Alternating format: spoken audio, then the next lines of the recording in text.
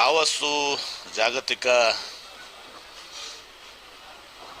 ಏನು ಒಂದು ಶೃಂಗಸಭೆ ಇರ್ತದೆ, ವರ್ಲ್ಡ್ ಎಕನಾಮಿಕ್ ಫೋರಮ್ಮು. ಅಲ್ಲಿ ಪ್ರಮುಖವಾಗಿ ಆರ್ಥಿಕ ನೀತಿಗಳ ಬಗ್ಗೆ, ಯಾಕಂದರೆ ವರ್ಲ್ಡ್ ಎಕನಾಮಿಕ್ ಫೋರಮ್ಮು ಅಲ್ಲಿ ಯಾವ ರೀತಿ ಜಾಗತಿಕನ ಎಲ್ಲ ಪೊಲಿಟಿಕಲ್ ಲೀಡರ್ಸು ಆಮೇಲೆ ಬಿಸ್ನೆಸ್ ಲೀಡರ್ಸು ಎಲ್ಲರೂ ಕೂಡಿ ಇವತ್ತು ವಿವಿಧ ತಂತ್ರಜ್ಞಾನದ ಲೀಡರ್ಸು ಕೂಡ ಕೂಡ್ತಾರೆ. ಈ ಸಲ AI ಭಾಳ ಜಾಸ್ತಿ ಇದು ಬಂದಿತ್ತು. ಯಾವ ರೀತಿ ಈಗ ಭೌಗೋಳಿಕ ಈ ಒಂದು ವ್ಯವಸ್ಥೆ ಇವತ್ತು ನಡೆದಿದೆ, ಯುದ್ಧಗಳ ಒಂದು ಇದು, ಆಮೇಲೆ ಟ್ರಂಪ್ ಅವರು ತಾರೀಫು, ಇವೆಲ್ಲ 108 ವಿಚಾರದಲ್ಲಿ ಏನು ಜಿಯೋ ಪೊಲಿಟಿಕಲ್ ಸಿಚುವೇಶನ್ ಅಂತ ಏನಂತೀವಿ ನಾವು, ಅದ್ರ ಬಗ್ಗೆ ಅನೇಕ ಡಿಸ್ರಪ್ಷನ್ಸ್ ಆಗ್ತವೆ. ಅಂದರೆ ಈಗ ತಾರೀಫ್ ಹಾಕಿರುವಂಥದ್ದು ಇವೆಲ್ಲನೂ ಕೂಡ ನಡೆದಿದೆ. ಇಂಥ ಸಂದರ್ಭದಲ್ಲಿ ಇವತ್ತು ಅನೇಕ ವಿಚಾರಗಳಲ್ಲಿ ಯಾವ್ಯಾವ ಸೆಕ್ಟರ್ಸಲ್ಲಿ ಈಗ AI ಇರ್ಬೋದು, ಡಾಟಾ ಸೆಂಟರ್ಸ್ ಇರ್ಬೋದು, ಹೀಗೆ ಎಲ್ಲನೂ ಕೂಡ ನಡೀತದೆ. ಈಗ ಅನೇಕ ವಿಶ್ವ ದಿಗ್ಗಜರು ಅಲ್ಲಿ ಬರ್ತಾರೆ ರಾಜಕೀಯವಾಗಿ. ಆಮೇಲೆ ಈಗ ಇಲಾನ್ ಮಸ್ಕ್ ಅಂತವರು ಕೂಡ ಅಲ್ಲಿ ಇರ್ತದೆ, ಅಲ್ಲ ಜಾಗತಿಕ ಇದು ಎಲ್ಲರೂ ಕೂಡ ಬರ್ತಾರೆ. ಅಲ್ಲಿ ಡಿಬೇಟ್ಸ್ ನಡೀತದೆ, ಡಿಸ್ಕಷನ್ಸು ನಡೀತದೆ, ಚರ್ಚೆ ನಡೀತದೆ, ಯಾವ ರೀತಿಯ ಮೇಲೆ ನಾವು ಮುಂದೆ ಹೋಗಬೇಕು ಅಂಥೇಳಿ. ಮತ್ತು ನಾವು ಕೂಡ ವಿವಿಧ ರಾಜ್ಯಗಳು, ಭಾರತ ದೇಶ ಅಷ್ಟೇ ಅಲ್ಲ, ಭಾರತ ದೇಶನೂ ಕೂಡ ಒಂದು ಪವೆಲಿಯನ್, ಇಂಡಿಯನ್ ಪವೆಲಿಯನ್ ಕೂಡ ಇತ್ತು. ನಮ್ಮ ಪವೆಲಿಯನ್ಸ್ ಕೂಡ ಎಲ್ಲ ಅನೇಕ ರಾಜ್ಯಗಳೆಲ್ಲ ಭಾಗವಹಿಸಿದ್ದೀವಿ. ಕರ್ನಾಟಕ ಒಂದು ಮುಂಚೂಣಿರುವಂಥ ಅದು ಸಹ ರಾಜ್ಯ. ಇವತ್ತು ನಾವು ಜಾಗತಿಕವಾಗಿ ನಾವು ಕಾಂಪೀಟ್ ಮಾಡ್ತೀವಿ. ಆದ ರೀತಿಯಿಂದ ನಾವು ಸುಮಾರು 60 ಸಭೆಗಳನ್ನ ಇವತ್ತೊಂದು ಸಲ ಮಾಡಿದ್ದೀವಿ. ಸಭೆಗಳು ಮಾಡಿ ಭೇಟಿಯಾಗಿ ಎಲ್ಲ ಕೂಡ ಚರ್ಚೆ ಮಾಡಿದ್ದೀವಿ. ಇದರಲ್ಲಿ ಇನ್ವೆಸ್ಟರ್ಸು MOU ಮಾಡ್ಕೊಳ್ಳುವಂಥದ್ದು ಈಗ ಸರಿಯಲ್ಲ ಅಂತ ಇವತ್ತೊಂದು ಸಲ ಪ್ರಧಾನಮಂತ್ರಿಗಳ ಅಭಿಪ್ರಾಯನೂ ಕೂಡ ಇತ್ತು. ಅಂದರೆ ವಿಶೇಷವಾಗಿ ಇಂಡಿಯನ್ ಕಂಪನಿ ಜೊತೆಗೆ ಕೆಲವು ರಾಜ್ಯಗಳು ಅಷ್ಟು ಲಕ್ಷ ಕೋಟಿ ಇಷ್ಟು ಲಕ್ಷ ಕೋಟಿ ಅಂತ ಅನೌನ್ಸ್ ಮಾಡಿದ್ದಾರೆ. ಪ್ರೈಮ್ ಮಿನಿಸ್ಟರು ಕೂಡ ಹೇಳಿದ್ರು, ಇಂಡಿಯನ್ ಕಂಪನಿ ಜೊತೆಗೆ ಹೋಗಿ ನೀವು ದಾವೋಸ್ನಾಗ ಸೈನ್ ಯಾಕೆ ಮಾಡ್ತೀರಾ? ಕರೆಕ್ಟ್ ಇದೆ, ಅದು ಈ ವಿಚಾರದಲ್ಲಿ ಕರೆಕ್ಟ್ ಇದೆ. ನಮ್ಮವರೇ ನಮ್ಮ ಇಲ್ಲಿ ಬೆಂಗಳೂರಿನಾಗ ಸಹಿ ಮಾಡೋದನ್ನ ಹೋಗಿ ನಾವು ಇಂಡಿಯಾದಾಗ ಸಹಿ ಮಾಡೋದು ಹೋಗಿ ಅಲ್ಲಿ ದಾವೋಸ್ನಾಗ ಹೋಗಿ ಸಹಿ ಮಾಡೋದು ಎಷ್ಟರ ಮಟ್ಟಿಗೆ ಸರಿ ಅನ್ನೋದು ಕೂಡ ಇತ್ತು. ನಾವು ಒಂದು ಸ್ವಲ್ಪ ಕಾನ್ಷಿಯಸ್ ಡಿಸಿಷನ್ ತೊಗೊಂಡಿದ್ದೀವಿ. ಸಲ ನಾವು ಯಾವ MOU ಸೈನ್ ಮಾಡೋದಿಲ್ಲ ಅಂಥೇಳಿ. ಸ್ವಾಭಾವಿಕವಾಗಿ ಏನು ಅಲ್ಲಿ ಬಂದಿದ್ದಾರೆ ಅಷ್ಟಕ್ಕೆ ಮಾತ್ರ ಮಾಡಿದ್ದೀವಿ.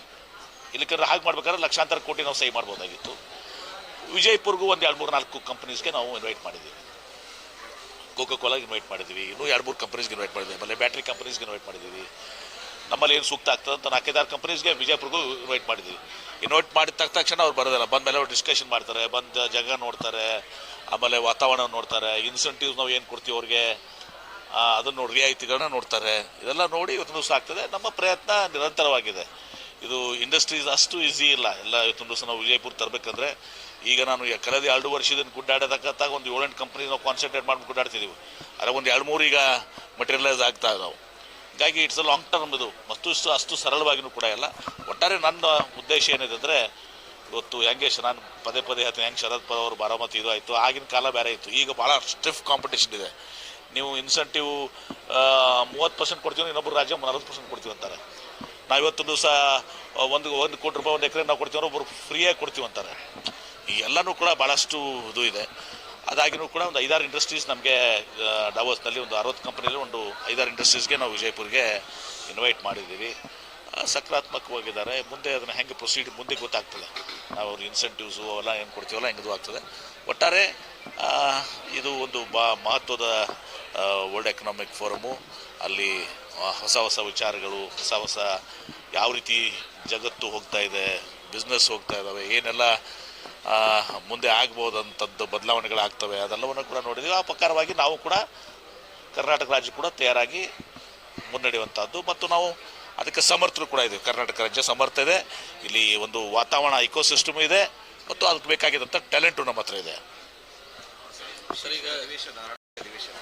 ನೋಡಿ, ತಮ್ಗೆ ಗೊತ್ತಿದೆ, ಗವರ್ನರ್ ಅಡ್ರೆಸ್ಸು ಫಸ್ಟು ಹೊಸ ವರ್ಷದಲ್ಲಿ ಪ್ರಥಮ ಏನು ಅಧಿವೇಶನ ಆಗುತ್ತೆ, ಅದಕ್ಕೆ ಗವರ್ನರ್ ಅಡ್ರೆಸ್ ಇರಬೇಕಾಗ್ತದೆ. Governor is the voice of the government ಇವತ್ತಿನ ದಿವಸ ಏನು ನಾವು ಅವ್ರಿಗೆ ಎದುರು ಕೊಡ್ತೀವಿ ಅದನ್ನು ಓದ್ತಾರೆ. ಹಿಂದೆಲ್ಲ ಓದಿಲ್ವಾರು, ಇದೇ ಗವರ್ನರ್ ಓದಿಲ್ವಾ? ಓದಿದಾರಲ್ಲ. ಈಗ ಯಾಕೆ? ಮಹಾತ್ಮ ಗಾಂಧಿ ರೋಜ್ಗಾರ್ ಯೋಜನೆ ಅನ್ನೋದು ಒಂದು ಮಹತ್ವವಾದಂಥ ಯೋಜನೆ ಮೊನ್ನೆ ಕೊಟ್ಟಿದ್ದೆ ನಿಮಗೆಲ್ಲ.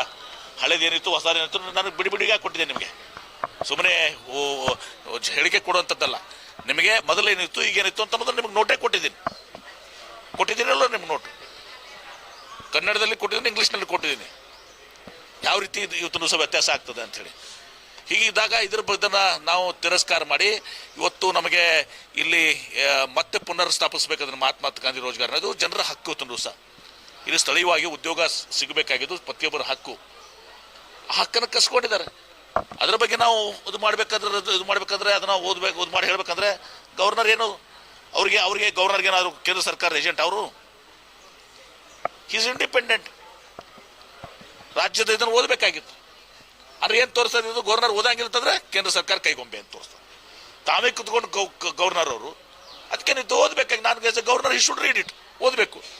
ಅದನ್ನ ಬಿಟ್ಕೊಂಡು ನಾವು ತಿರಸ್ಕಾರ ಮಾಡ್ತೀನಿ ಅಂದ್ರೆ and your governor is acting on central government. ಒಂದು ಪಾರ್ಟಿ ವಕ್ತಾರರಾಗಿ ಇವತ್ತು ನಡ್ಕೊಂಡಿದ್ದಾರೆ, ಏಜೆಂಟ್ ಆಗಿ ನಡ್ಕೊಂಡಿದ್ದಾರೆ.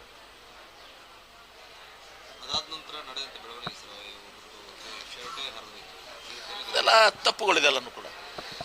ಅದಕ್ಕೆ ಆ ಕಾರಣ ಯಾರು? ಗವರ್ನರ್. ಅವ್ರು ಗವರ್ನರ್ ಈ ರೀತಿ ಮಾಡಿದಾಗ ಅದೆಲ್ಲ ವಾತಾವರಣ ಸೃಷ್ಟಿಯಾಗಿದೆ ಅಲ್ಲಿ.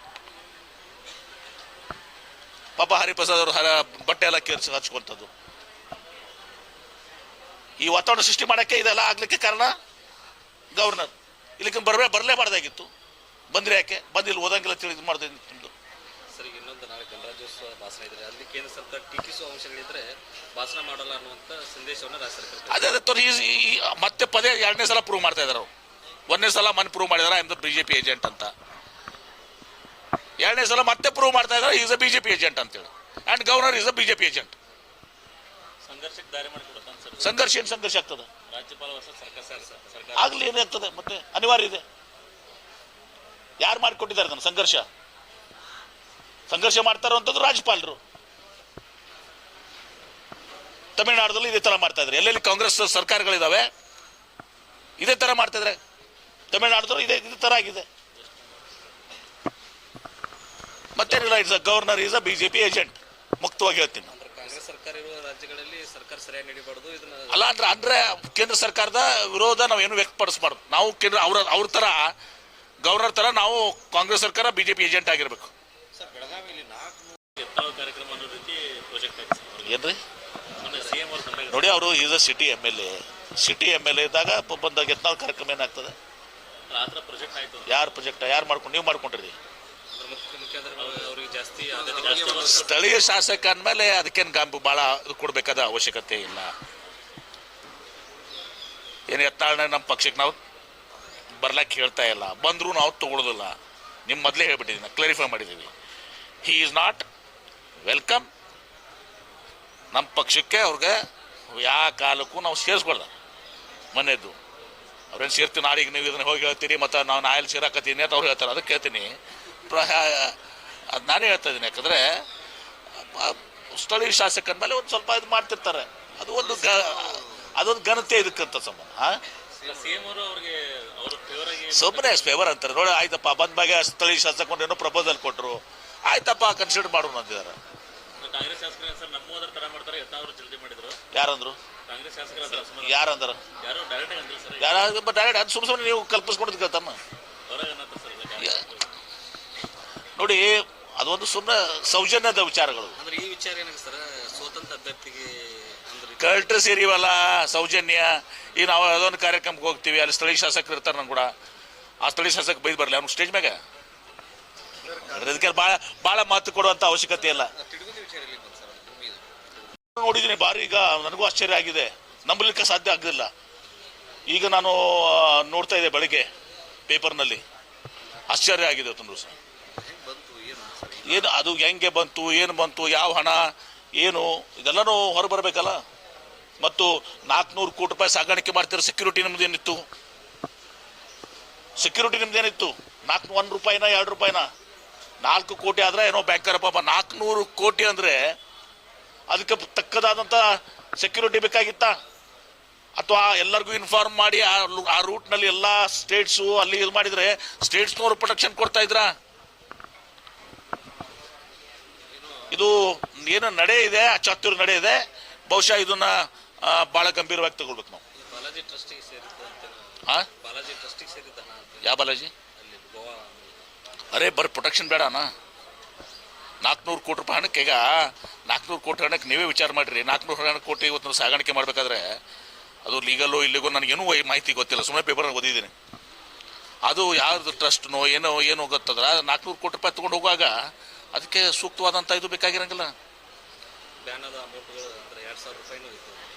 ನನಗೆ ಗೊತ್ತಿಲ್ಲ ರೀ, ನನಗೆ ಗೊತ್ತಿಲ್ಲ. ನಾನು ಇವತ್ತು ಪೇಪರ್ ನೋಡಿದ್ದೀನಿ. ಇದು ಭಾಳ ಗಂಭೀರವಾದಂಥ ವಿಚಾರ. ಇದು ಸೂಕ್ತವಾದಂಥ ತನಿಖೆ ಆಗಬೇಕು. ನಾನು ಈಗ ತಿಳ್ಕೊಂಡಿಲ್ಲ. ಈಗ ನಾನು ದಾವೋಸ್ನಾಗಿದ್ದೆ. ಆಮೇಲೆ ಇದೇ ಒಂದೇ ನನಗೆ ಇಂಡಸ್ಟ್ರಿ ಡಿಪಾರ್ಟ್ಮೆಂಟ್ ಅವ್ರಿಗೆ ತಿರುಗುದಿ ಒಂದೇ ಇರೋದಲ್ಲ. ನೋಡೋಣ ಅಂತ ಎಲ್ಲಿ ಬಂದಿದೆ ಅಂತ.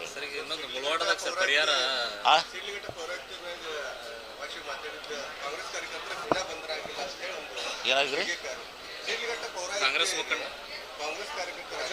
ಅದೆಲ್ಲ ನೀ ಇಲ್ಲೇ ಕೇಳ್ತೀಯಪ್ಪ, ಅಲ್ಲೆಲ್ಲ ರಗಡ್ ಕೇಳ್ತಾರೆ ರಾಜೀವ್ಗೌಡ ಅಂತ. ಇಲ್ಲೇ ನಿನಗೂ ಬೇಕಾ ಇದು? ಸರ್, ಈಗ ಮುಳವಾಡದ ಇನ್ನೂವರೆಗೆ ಸರಿಯಾಗಿ ಪರಿಹಾರ ಕೊಟ್ಟಿಲ್ಲ ಅಂತ ಹಂತ ಕೊಡೋದ್ರಿಂದ ಅದು ನಮಗೆ 2013 ಆಕ್ಟ್ ಪ್ರಕಾರ ಪರಿಹಾರ ಕೊಡಿ ಅಂತೇಳಿ ನಿಮ್ಮ ಮನೆ ಡಿ ಸಿ ಆಫೀಸ್ ನೋಡ್ತೀವಿ. ಅದೆಲ್ಲ ನೋಡ್ಕೋತೇವೆ. ಹಾಂ, ಅದಕ್ಕೆ KDB ಅದಕ್ಕೆ ಜಿಲ್ಲಾಧಿಕಾರಿ ಸಭೆ ಮಾಡಿದ್ದಾರೆ. ನೋಡ್ತೀವಿ, ಅದನ್ನೆಲ್ಲ ಚೆಕ್ ಮಾಡ್ತೀವಿ. ನ್ಯಾಯಯುತವಾಗಿ ಏನದ ಮಾಡ್ತೀವಿ. ಪದ್ಧತಿ ಏನದ KDB ಅದ ಪ್ರಕಾರ ಮಾಡ್ತೀವಿ.